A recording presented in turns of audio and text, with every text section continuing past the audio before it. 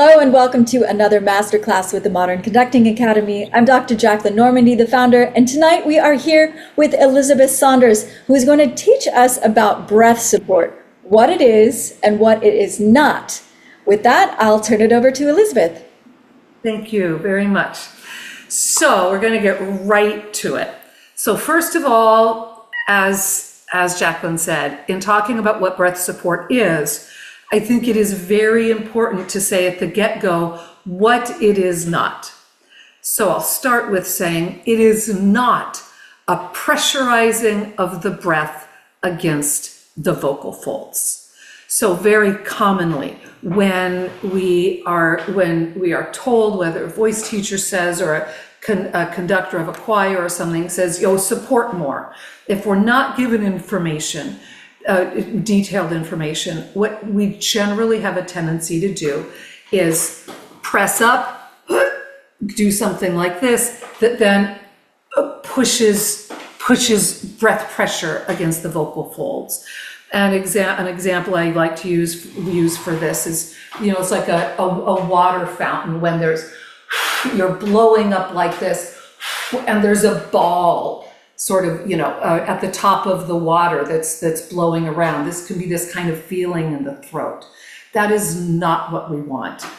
What breath support is, what proper breath support is a collection of strategies to engage the musculature in the torso and the pelvic floor to actually reduce the breath pressure against the vocal folds, and to also create a deep scaffolding onto which the voice can feel like it rests. So an example I really like, I like to give to my students is when everything's feeling like it's all working just right in me.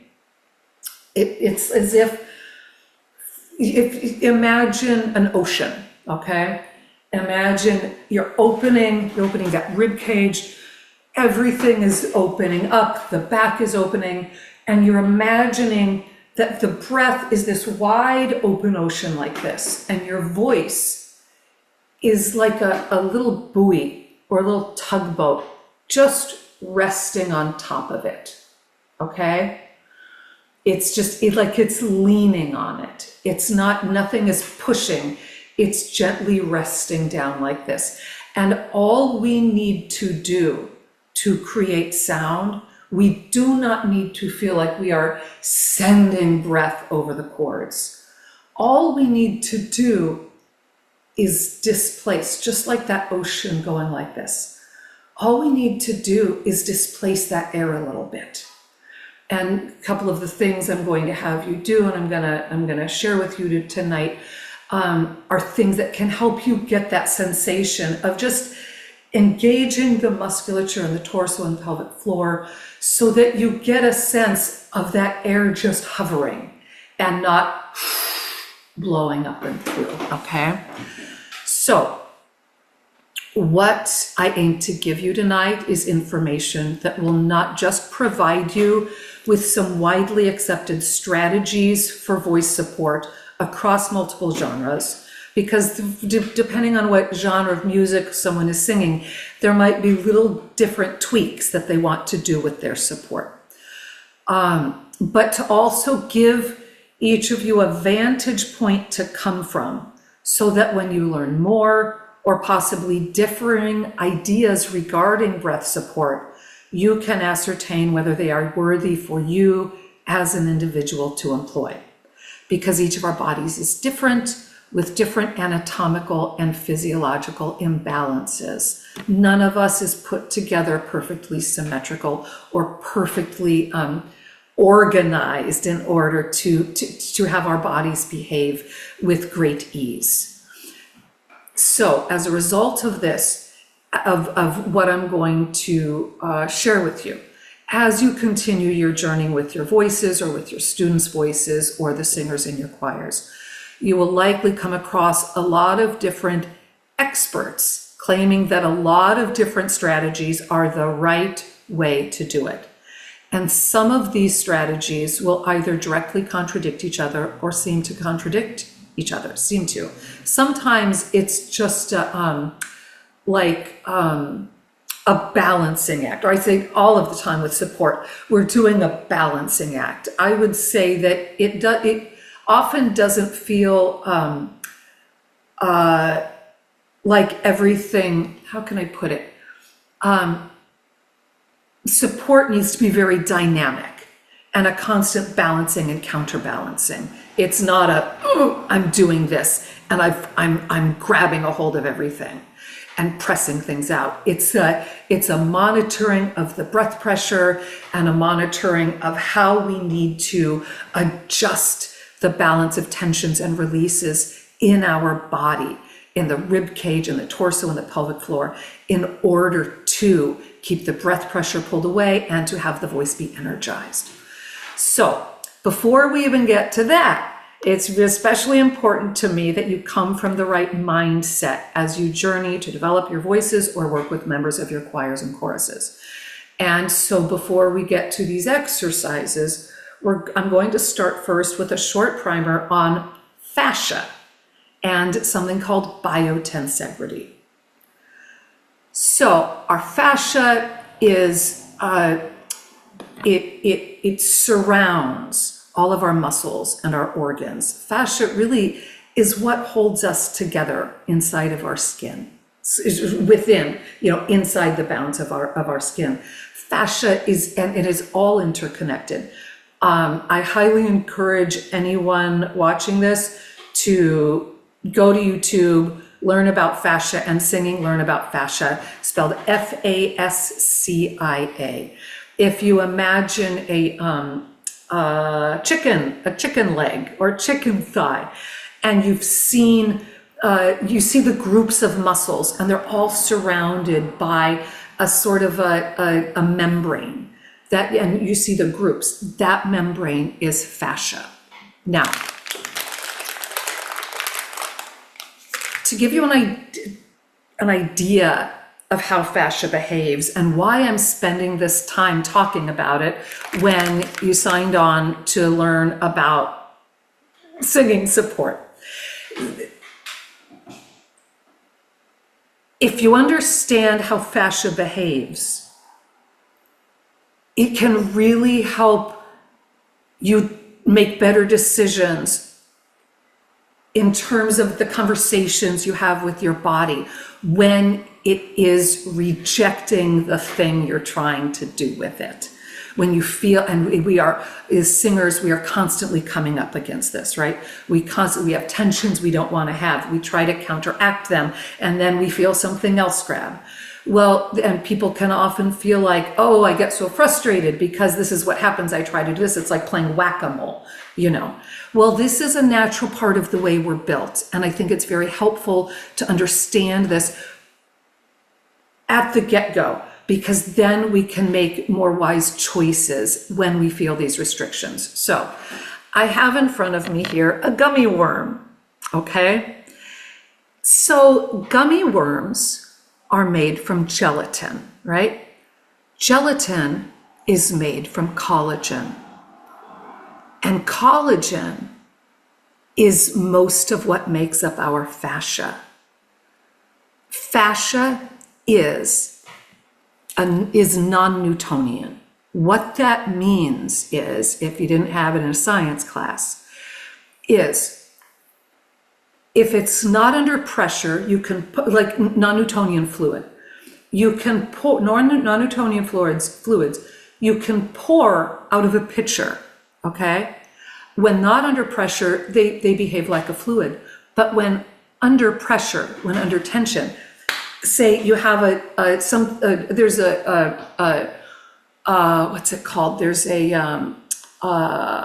you can make something called oobleck. It's called oobleck, Oobleck. Go on YouTube, find some things on oobleck, okay, some videos. You'll see they've made something, it's made from cornstarch and water, I don't remember the amounts. And you'll watch people, they'll pour it out, it's non-Newtonian, they pour it out of a pitcher or punch down into it. When they punch down into it, it seizes up and it behaves like a solid. we know with this gummy worm, if I slowly pull it like this and slowly pull it like this, I'll be able to stretch it pretty far before it breaks, right? We also know that if I hold it that way a little bit and then let it go, it's gonna kind of go back basically to its usual, its usual size. But if for days and days and days and months, I gently keep pulling on this, after a while, it's going to hold itself in a more stretched out position. It's not going to break, it's going to hold itself in a more stretched out position. We also know that if I hang on tight and pull really fast, it's going to break. Our fascia behaves exactly the same way, because this is actually made from connective tissue, okay? So when you're thinking, when we are working with these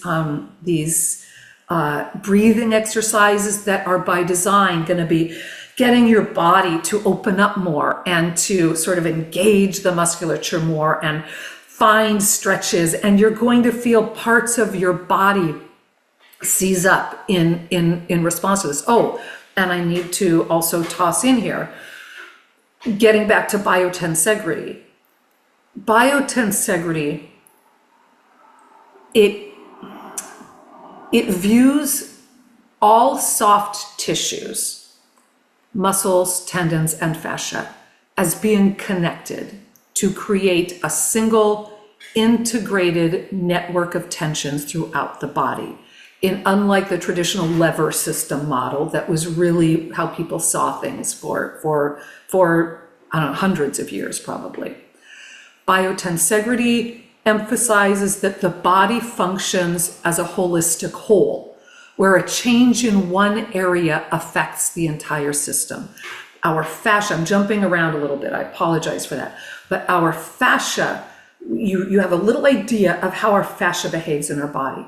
If you keep in mind that it's all interconnected, then when we tug on one part of it, one aspect of our fascia, something else must come along, not just that spot, right? If you've ever had any body work done, you know that a lot of times the place that you're presenting with the pain, they'll find, well, actually I need to work over here because there's this thing going wrong too. These are related, right?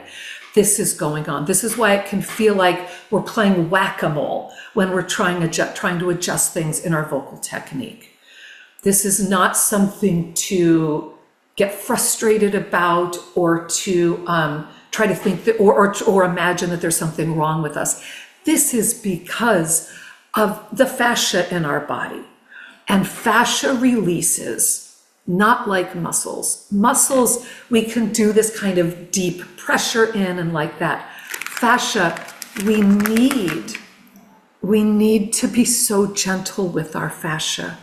It is our first line of seizing up and defense when say if we're going to slip, if we're about to slip on ice. Medical science people used to think that our brain noticed the slip and we seized up our muscles. We now know that that our fascia senses it first, and it is our fascia that grabs, that gets our body to maintain, to stand up and to respond and to react against it. And then the brain gets the message.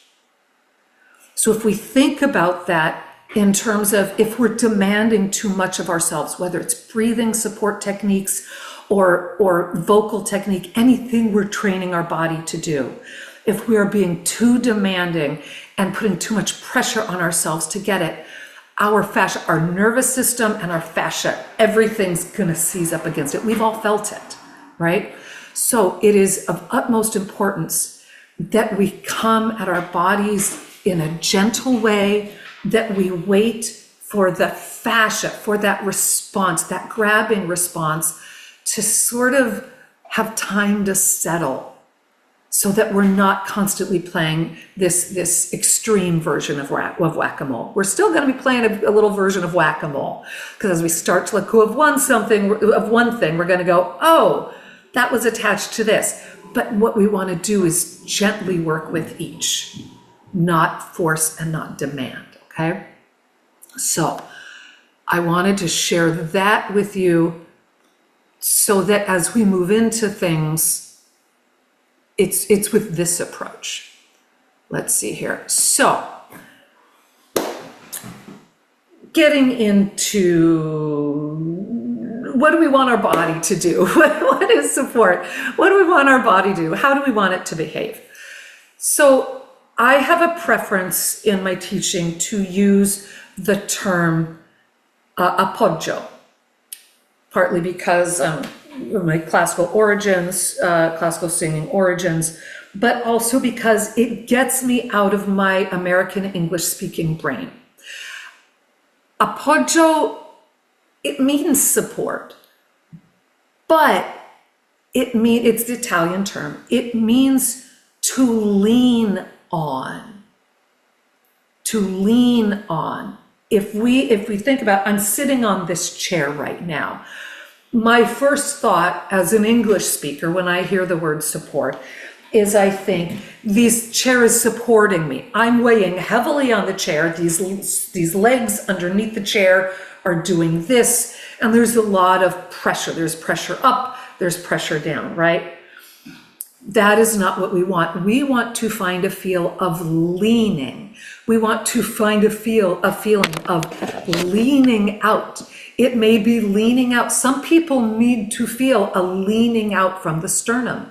Some people need to feel a leaning out from the side ribs. Some people need to feel, most people I think, benefit from feeling a leaning out from the back ribs, right? There can also be a leaning down, a pressing down into the pelvic floor. But when we think of it more as a leaning down than a pressing down, we are sending messages that work better for our fascia to respond with gentleness and strength instead of seizing up.